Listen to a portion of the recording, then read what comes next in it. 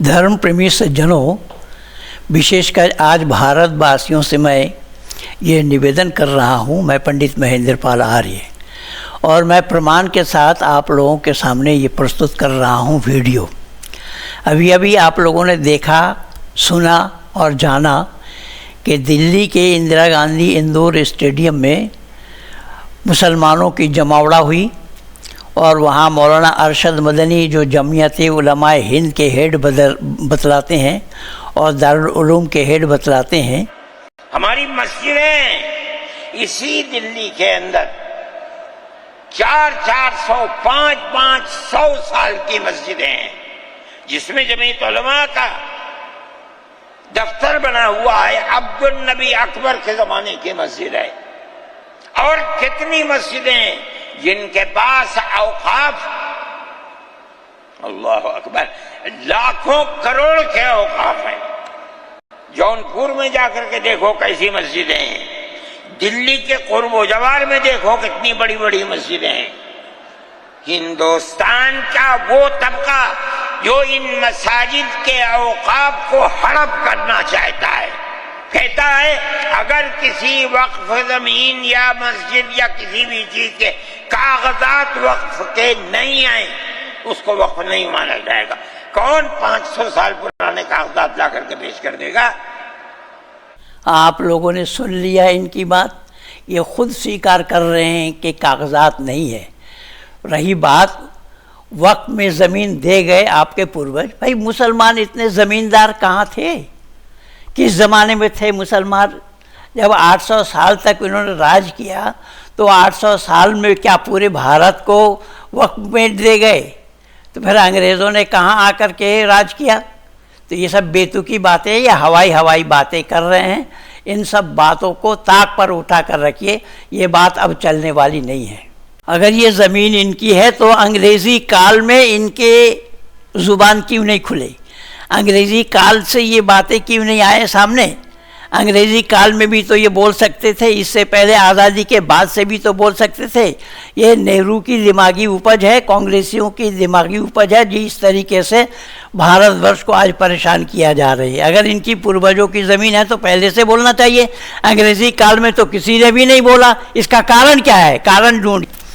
इन्होंने जो बात कही कि 500 साल से ज़्यादा पुराना है तो उसका कागज़ कहाँ से लाएंगे? अरे कागज़ के बिना प्रमाण कैसे माना जाएगा? आप किसी के अब्बा को अपनी अब्बा कहेंगे तो अब्बा हो जाएगा क्या?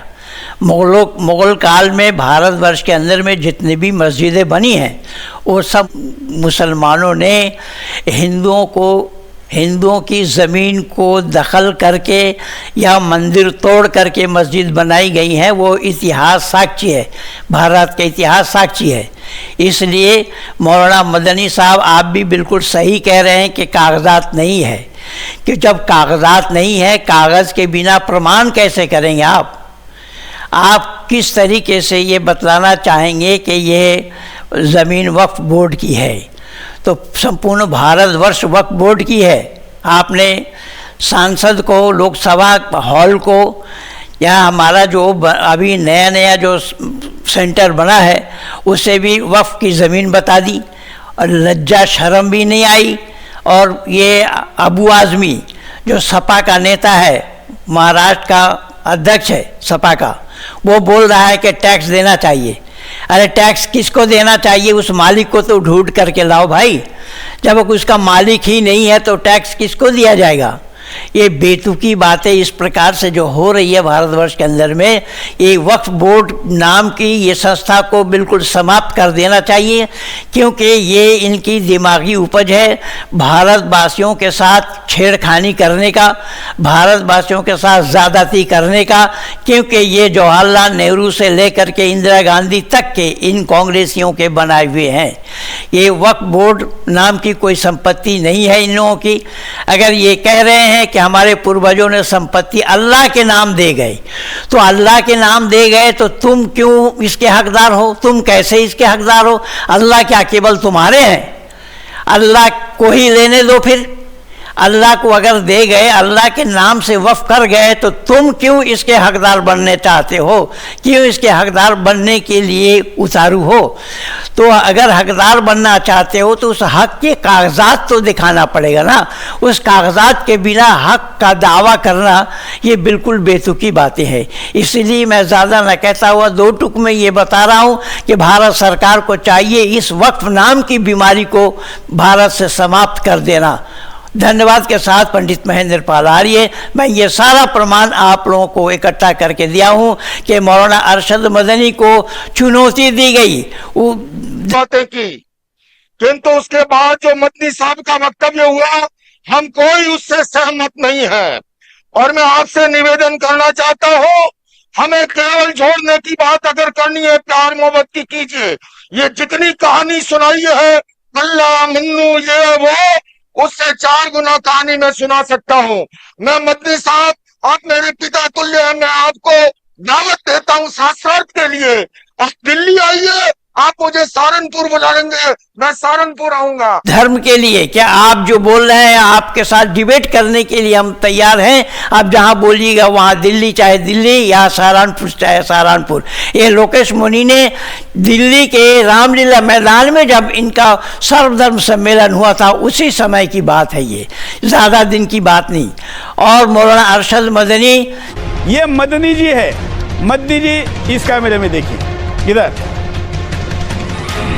ये मदनी जी हैं और हम आपकी प्रतीक्षा कर रहे हैं। देखिए, आपका हमने साक्षात चेयर खाली नहीं रखी, आपका पुतला बनाकर बिठाया, फोटो लगाया कलर प्रिंटर का, ताकि लोगों को पता चले कि कहीं दिखे तो चेहरा कि इन्होंने चुनौती दी और भाग गए थे। वो सुदर्शन न्यूज चैनल में बुलाया गया, सुरेश चौहान जी ने खुद बुलाए, वो नहीं आए मेरा नाम सुन करके। तब सुरेश चौहान जी ने बोला, जब आप खुद चुनौती दे रहे हैं और आना नहीं चाहते हैं, वो भी आप लोगों के सामने है। इसीलिए मैं बोल रहा हूँ कि इस्लाम नाम का जो हवा है, ये सिद्ध नहीं कर सकते। इस्लाम को धर्म ना सिद्ध कर सकते हैं, ना कुरान को कलामुल्लाह सिद्ध कर सकते हैं। आज 41 वर्षों से यही चुनौती मैं संपूर्ण विश्व के आंगन में लोगों तक पहुँचाया हूँ। ये सारा प्रमाण के साथ मेरा वीडियो है। इस वीडियो को सुनिए और ज़्यादा से ज़्यादा लोगों तक शेयर कीजिए, लाइक कीजिए, सब्सक्राइब करना ना भूलें। धन्यवाद के साथ पंडित महेंद्र पाल आर्य।